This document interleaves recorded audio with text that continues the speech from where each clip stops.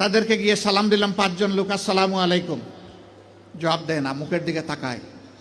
আবার সালাম দিলাম আসসালামু আলাইকুম, এবারও জবাব পেলাম না, আবারও মুখের দিকে তাকায়।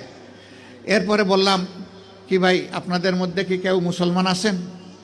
একজন ভীষণ রাগ করে বলল, আমি শুধু মুসলমান না, বাকি ওরা তো সব মুসলমান, তো জবাব দেয় না কেন? বললাম কোনো সমস্যা নাই, আবার সালাম দিচ্ছি আসসালামু আলাইকুম। এবার সবাই সমস্যারে জবাব দিল ওয়ালাইকুম আসসালাম। জিজ্ঞেস করলো আপনি কে? বললাম আপনাদের জাতি ভাই। আপনি কি সিনেমা করতে আসছেন? আমার এই চেহারা দেখে মনে হয় যে আমি সিনেমা করতে আসছি। কয় না, তা তো মনে হয় না, কিন্তু আপনার কথাবার্তায় তো এরকমই মনে হচ্ছে। তো আপনি কেন আসছেন? আমি বললাম আপনাদের হাত ধুইতে আসছি। ওই শুনেন, আমরা গরিব মানুষ, আমাদেরকে নিয়ে উপহাস করবেন না। আমি বললাম আল্লাহর কসম আমি উপহাসও করতে আসি নাই। তাইলে আপনি আমাদের হাত ধোয়াবেন কেন? আমি বললাম তোমরা সমাজের হাত ধোও, একটা দিন অন্তত তোমাদের হাত ধোয়াই। কই আমাদেরকে ছেড়ে দেন, আমাদের অনেক কাজ, বুঝতে পারছি না আপনি কি জিনিস। আমি বললাম যে আমি বড় শক্ত জিনিস, হাত না ধুইয়া তোমাদেরকে ছেড়ে দেব না আমি। রোদের মধ্যে ঘামতেছে, একজন রাগ করে বললো, এই দে, উনার এত শখ জাগছে, দে হাত দে, আমারটা আগেই দিচ্ছি।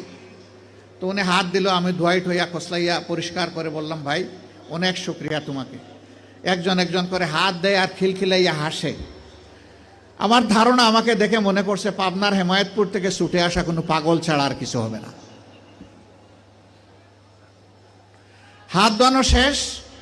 এবার আমার 2 সঙ্গীকে বললাম যে একটু খাবারের প্যাকেটটা দেন। বললাম না না, এগুলো লাগবে না। কেন লাগবে না ভাই?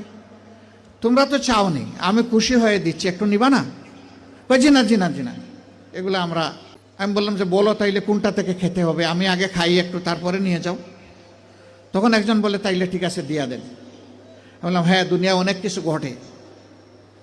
হাতে নিল, নেওয়ার পরে একজন একটু দীর্ঘ শ্বাস ফেলে বলল, তাহলে আমরাও মানুষ। আমি বললাম কেন এই কথা বললেন কেন?